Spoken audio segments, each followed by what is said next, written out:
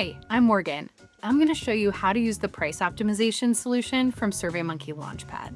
This is the first screen you land on, and it's really just to give you a sense of the steps of the process and where you enter your study title. And I'll show you how easy it is to set this up. You've got a guidance center on the right, which is going to give you best practices, do's and don'ts, and tips as you move through the steps. And all you're going to do is add an introduction, add your product description. Here we're going to look at price points for Pure Indulgence, a new premium organic vegan ice cream brand. And I've given a text description, but you can also add images or video or links, whatever you think will be great context. Then you select your product type. You can go with a default, or I've specified a pint of this new ice cream to anchor on the size of the package. And then you can choose to add a purchase intent question. I do recommend toggling this on. And then you set up the Van Westendorp questions. And by setup, I mean actually just provide a couple options. All the questions are pre-written for you. It's looking into at what price point respondents would say your product is so cheap they would question the quality, a bargain, getting expensive, or too expensive. All you have to do is specify the currency and the minimum and maximum of the price range you want to test. You do have the option to customize your study. What it's going to do is drop you into the rich survey editor. If you're used to using SurveyMonkey, this will be very familiar for you. What I like to recommend is adding some framing questions at the beginning to get respondents in the mindset of answering questions for your category. So in this case, I have questions around dietary restrictions or how often you eat ice cream. As you scroll through here, you'll see some locked pages. This is where the main bulk of the methodology will come into play. And it's pretty foolproof because you've already set that up previously. All of the logic is built in here for you. So it's really hard to screw it up.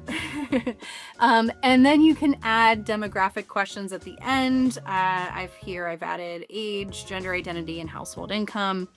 And when you're ready to launch, you've got two options for you. So you can share a survey link to your own contacts, or you can target respondents from our global panel to reach your target audience.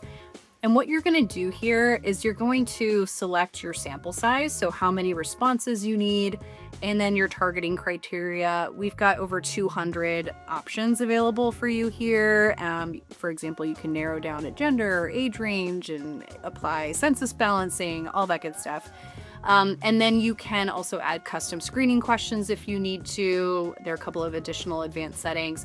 All the while, we're going to be calculating your response cost, and that's going to be based off of your sample size and the targeting criteria.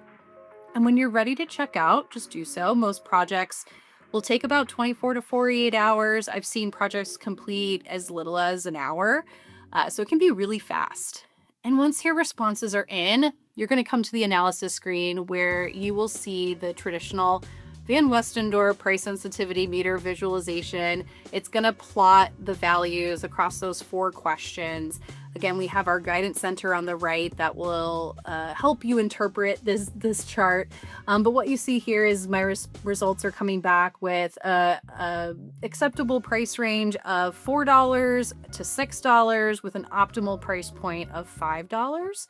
You've got some additional details down below. You can also filter by demographics or other segments or even the custom questions that you've added. And of course, you can export to Excel, SPSS, or CSV if you need to do any other analysis outside the platform.